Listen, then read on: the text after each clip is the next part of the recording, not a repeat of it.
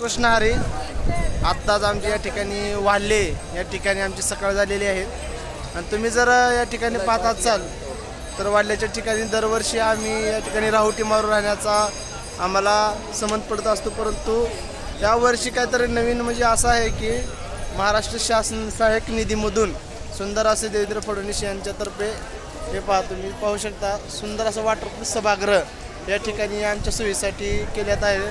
अतिशय हजारो भाविक भक्त या ठिकाणी झोपू शकतात आरामशीर अशा पद्धतीने सोय या ठिकाणी केलेली आहे. अतिशय छान पद्धतीने या ठिकाणी सोय झाली यावर्षी. दरवर्षी काय असतं राहुटी मारून आम्हाला राहावं लागतं मित्रांनो.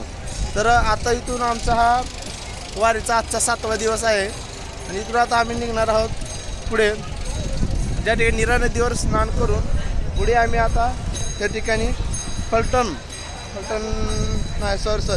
फलटणच्या अलीकडेच नात्यापुत्याला आम्ही आता या ठिकाणी जाणार आहोत आणि तिथं गेल्यानंतर सुंदर असे आमची दिवसाचं नियोजन राहणार आहे. तुम्ही तरी सभागृह पाहिलंच असत, रोज नसतं कधीतरी असा लाभ लागतो या ठिकाणी. आता उद्या आम्हाला राहुटीमध्येच राहावं लागतं मित्रांनो. सर्वांच्या आंघोळ वगैरे सर्व काही झालेलं आहे आणि आंघोळ तीन करून आम्ही आता पुढील दिशेने जाणार आहोत. बघू माऊलीचं दर्शन झालं तर घेऊ. ठीक आहे, जरा पावडर जास्त लागले, ठीक आहे, हरकत नाही, अंधारामध्ये काय नाही पावडर लावण्यामध्ये.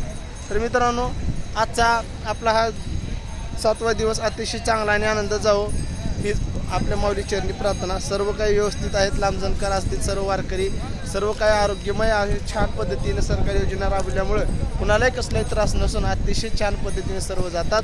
या ठिकाणी गावातली खूप सारी मंडळी आप्रोगीने येतात, भेटतात, आनंद वाटतो. या ठिकाणी ड्युटीला असलेले आमचे केदार पाटील रात्री भेटले, छान वाटलं. तसेच बरेच जण काही जण येतात या ठिकाणी भेटतात. अतिशय आनंदमय वातावरण आमचं वारीचं चालू आहे. सर्वांनी वारी करा व सर्वांनी या ठिकाणी परमात्माचा नाद लावून घ्या हीच प्रार्थना करतो. चला मित्रांनो, सर्व काही निघालेले आहेत आपली वंदरी, आपण बी जाऊ. रामकृष्ण हरी.